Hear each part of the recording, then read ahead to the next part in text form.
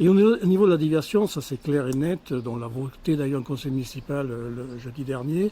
On est pour et on soutient le conseil départemental pour achever ces travaux, car cette déviation c'est indispensable pour Baynac. Et si elle ne se fait pas maintenant, ben peut-être que ça ne se fera jamais, peut-être ça, bon voilà, c'est parti pour forcément des décennies sans déviation.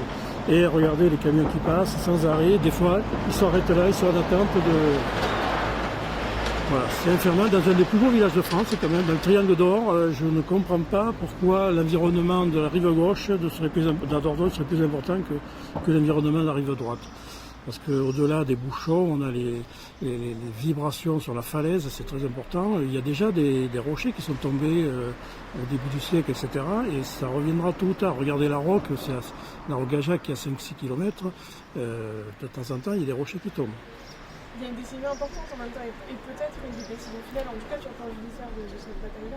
Comment vous l'appréhendez? Parce que elle pourrait ne pas vous être favorable. Le Conseil d'État s'est déjà positionné en défaveur du projet. Comment vous appréhendez cette décision? Ça pourrait, malgré le fait que vous soyez tout juste élu et sur la base de ce projet-là, ça pourrait être la fin de la bataille judiciaire.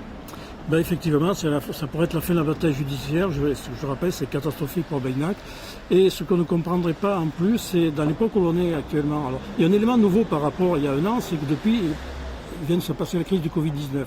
L'État français va dépenser maintenant des 500 milliards, des sommes astronomiques.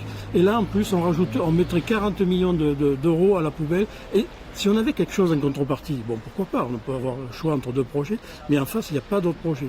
Donc, en gros, la déviation va coûter 40 millions, fini ou pas fini, et les gens ne comprendraient pas, surtout si dans les années à venir, les augmentations d'impôts, de jeter l'argent à la rivière, en ce cas-là.